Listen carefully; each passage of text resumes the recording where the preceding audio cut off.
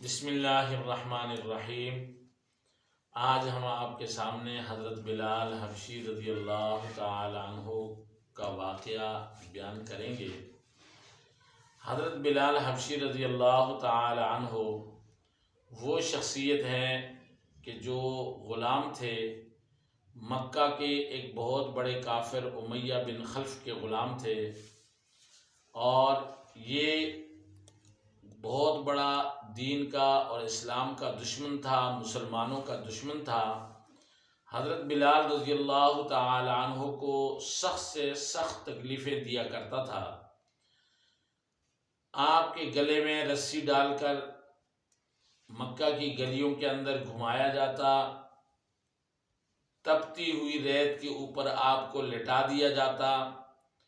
آپ کے سینے پر بھاری پتھر رکھ دیا جاتا، اور سارا دن آپ کو دھوپ کے اندر کھڑا کیا جاتا، اور طرح طرح کی تکلیفیں دیا کرتا تھا۔ جب یہ تکلیفوں سے تھک جاتا تو اس کی بیوی آتی، وہ تکلیفیں دیتی،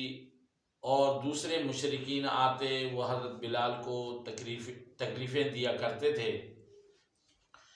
ایک دن سیدنا ابو بکر صدیق رضی اللہ تعالی عنہ کا اس طرف گزر ہوا تو حضرت بلال رضی اللہ تعالی عنہ کو دیکھا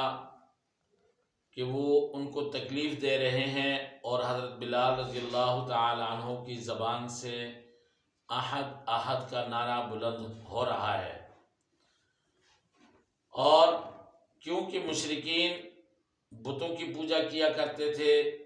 اور بہت سارے بتوں کو اپنا معبود سمجھتے تھے، تو ان کے مقابلے میں مسلمان احد احد کہتے تھے کہ اکیلے اللہ کو ماننا ہے، وہ اکیلا ہے، اس کے ساتھ دوسرا کوئی شریک نہیں ہے۔ تو حضرت بلال کی زبان پر بھی یہی احد احد کا نعرہ ہوتا تھا، یہاں تک کہ سیدنا ابو بکر صدیق رضی اللہ تعالی عنہ نے ان کو خرید کر آزاد کر دیا۔ حضرت بلال رضی اللہ تعالی عنہ حضور نبی کریم صلی اللہ علیہ وسلم کی مجلس میں آئے تو اللہ رب العزت نے ان کی ان تکالیف کے بدلے میں ان کو اتنا اونچا مقام عطا کیا کہ آپ علیہ السلام ایک مرتبہ معراج پر تشریف لے گئے، تو جب جنت کی سیر فرما رہے تھے تو آپ نے حضرت بلال کے پاؤں کی آہٹ سنی، تو واپس آ کر حضرت بلال رضی اللہ تعالی عنہ سے پوچھا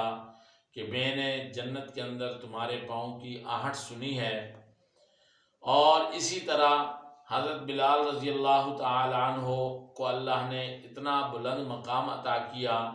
کہ وہ آپ علیہ السلام کی زندگی میں سب سے پہلے مؤذن بنے، اور مسجد نبوی کی اذان حضرت بلال رضی اللہ تعالی عنہ ہی دیا کرتے تھے۔ جب مکہ فتح ہوا تو حضرت بلال رضی اللہ تعالی عنہ کو بیت اللہ کی چھت پر چڑھا دیا گیا اور فرمایا کہ بیت اللہ کی چھت پر چڑھ کر آذان دو۔ حضرت بلال رضی اللہ تعالی عنہ چھت پر چڑھ گئے اور آذان دی، اور پورے مکہ کے اندر ان کی آواز گونجی، اور نعرہ تکبیر سے لوگوں نے پوری فضا کو معطر کر دیا۔ حضرت بلال رضی اللہ تعالی عنہ حضور نبی کریم صلی اللہ علیہ وسلم کی وفات کے بعد مدینہ منورہ چھوڑ کر میدان جہاد کے اندر جہاد میں شرکت کے لیے محاذ پر تشریف لے گئے، اور کچھ عرصہ وہاں گزارنے کے بعد ایک دن ان کو خواب میں رسول اللہ صلی اللہ علیہ وسلم کی زیارت ہوئی، تو آپ نے خواب میں حضرت بلال سے کہا کہ اے بلال، ہمیں چھوڑ کر کہاں چلے گئے ہو؟ اب ہمارے شہر نہیں آتے ہو؟ تو صبح کو آنکھ کھلی تو فوراً مدینہ طیبہ حاضر ہوئے۔ اب جب حاضر ہوئے تو حضرت حسن اور حسین رضی اللہ تعالی عنہ نے حضرت بلال رضی اللہ تعالی عنہ سے فرمائش کی کہ آذان دیجئے۔ تو لاڈلوں کی فرمائش تھی، حضرت بلال کیسے پورا نہ کرتے جب مسجد نبوی کی میناروں سے آپ کی یہ آواز گونجی اور مدینہ کے اندر جب حضور کے زمانے کی آواز، اذان کی آواز لوگوں کے کانوں میں پڑی تو کوہرام مچ گیا، یہاں تک کہ گھروں سے عورتیں، بچے، بوڑھے، جوان سبھی گھروں سے باہر نکل آئے۔ حضرت بلال رضی اللہ تعالیٰ عنہ چند دن مدینہ طیبہ کے اندر رہ کر دوبارہ